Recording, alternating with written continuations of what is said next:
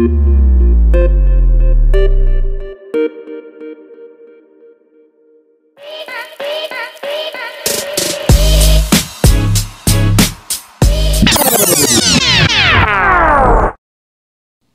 се сутрин, но не се чувстваш наспан. Тялото ти е изморено и по всичко личи, че денят няма да е хубав. Познато ти е, а? Време ти е за възстановителен ден. Но това не значи, че цял ден ще лежиш и няма да правиш нищо. Не точно. Имам по-добра идея. Нека приемем, че това е тренировка от седмицата и обикновено тя се изпълнява в средата или в края на тренировъчната седмица. Дава ни възможност да запазим качеството на тренировките, като поддържаме тренировъчния обем. Всъщност, това е много добър шанс целенасочено да намалиш интензитета, като по този начин превантивно се лишаваш от контузии, които така или иначе ще те отведат до дълга почивка. За кого е предназначена? На този въпрос ще ви оставя да си отговорите сами. Но не забравяй, че за да разтоварваш, е необходимо преди това да си натоварил. Нека вземем за пример един начинаещ и един напреднал атлет. Техните тренировки се различават по обем и интензитет, но стимулът и при двамата е един и същ.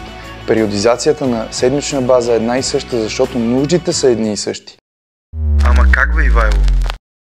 Почни от съня. Направи помещението тихо и тъмно. Намали температурата и си гарантирай между 7 и 9 часа сън. Така ще подобриш цялостно качеството си на сън. Хидратирай се. Водата е висок процент от състава на нашето тяло и е в основата на всички процеси. Търси питателни и разнообразни храни, защото тялото ти има нужда да запълниш липсата на нутриентите. И става време за тренировка.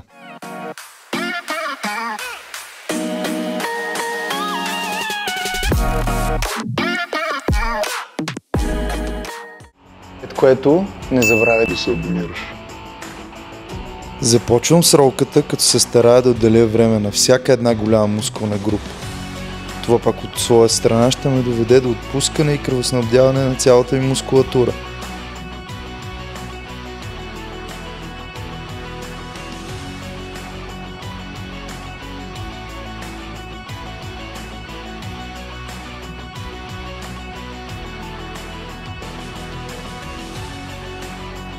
След като съм намачкал добре, преминавам към динамичен стречинг, като наблягам на торакалния дял, задните бедра, предните бедра, външни, вътрешни ротации, стабилизации и всякакви липси на мобилности.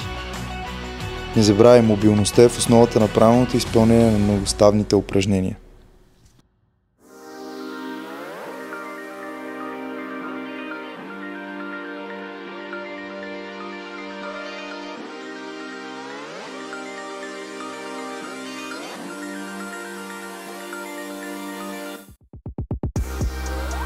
Време е за неглижираните мускулни групи, като им отделям специално внимание, понеже имат изключителна роля в изпълнението на базовите упражнения.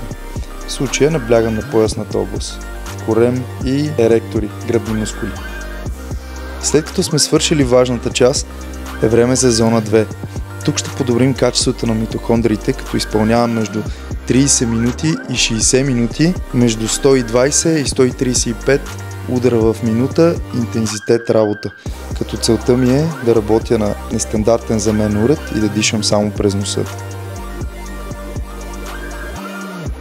Когато свърша с зона 2, ще направя няколко вълни топла и студена вода, като това им помага да отпусна мускулатурата и съм готов за следващия ден. След като съм свършил с тренировката, ще се хидратирам и ще приема креатин и витамин С и ще се опитам да легна малко по-рано, така че да съм готов за следващия ден, защото следват тежки тренировки.